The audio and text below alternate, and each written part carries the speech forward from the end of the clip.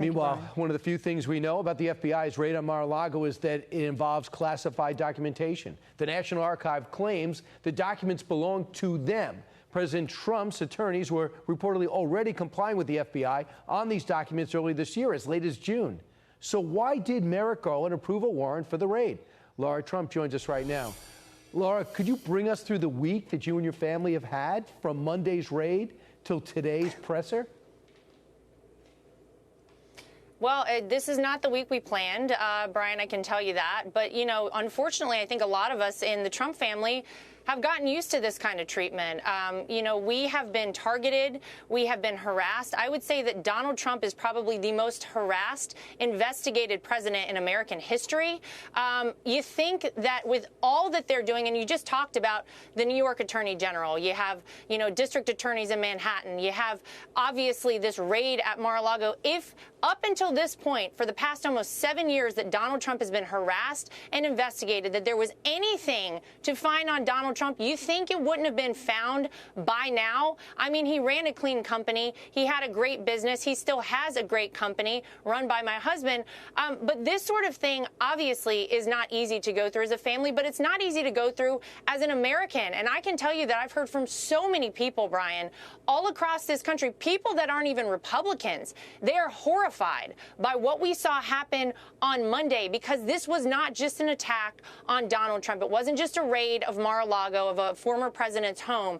This changed the way that the American people see our country. We cannot operate in a civilized society and not trust our Department of Justice. Unfortunately, that's where we are. Merrick Garland came out today and didn't clear any of that up. If anything, we have more questions now, the American people by and large, than they did a couple hours ago before he even came out and spoke. So what's interesting is, too, those two attorneys, two of which we've seen a lot on the air in various podcasts and television networks, including one on Jesse's show, they weren't even allowed inside. They would sit outside. It was about 98 degrees in Florida, and they sat outside for the 8-9 hours trying to get an understanding of what exactly is happening, what's the premise and predicate behind it. And I happened to talk to Eric on Monday, and I could not believe how cool and calculated he was, how angry he is, but almost saying, look, this is what I'm dealing with on a regular basis. But what I also found is I was watching the BBC and Sky News. They can't make heads or tails of it. They're asking our reporters what's going on in America. And I kind of worry about that beyond this administration, beyond the past administration. Do you? I mean, I think everyone is worried about it. I think that we don't see the country that we used to know right now. This sort of political harassment and targeting, these are things that happen in communist countries and third world dictatorships, not in the United States of America. And I don't know how you come back from this. Even if my father-in-law decides to run and wins in 2024, which I believe if he decides to run, he will win. How do you assure the American people at any point that you've gotten this taken care of, that that the Department of Justice is something they can trust again? I don't know, but I can tell you this. People are fired up out there. In the first couple of hours after this was announced, Brian, the fundraising to reelect Donald Trump has been more than since the day he left office. People want him back, and they want him back as soon as possible. So let's read this together. The Washington Post has just crossed with this story. They believe the reason why the raid took place is because they were worried that your father-in-law had documents relating to nuclear weapons among the items the FBI wanted back.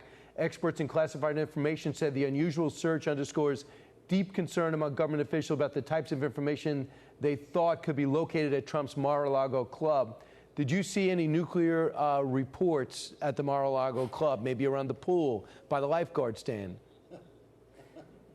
Yeah, no, those were not disseminated freely at Mar-a-Lago. Of course not. I mean, who knows, by the way? I think it's a mystery to a lot of people what could possibly rise to the level of not taking a bit of a different approach and instead raiding the former president's home. I mean, it's just absolutely outrageous, Brian. This is not the country that we've come to know and love for so long. And lastly, this, and you know, they'll expand on this story, but I saw there's a report out there that Ivanka and Melania went up to the president and said, listen, I've had enough.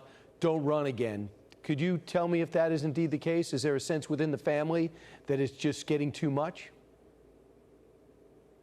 I can tell you that every single member of our family, if we wanted him to run before, which we are all happy to support him, we want him to do it even more now, because somebody has got to take this country back. Somebody has got to restore faith in America. And I think the only person to do that, quite frankly, is Donald Trump. Lara Trump, I'll talk to you again. Thanks so much. Subscribe to the Fox News YouTube channel to catch our nightly opens, stories that are changing the world and changing your life. From Tucker Carlson Tonight.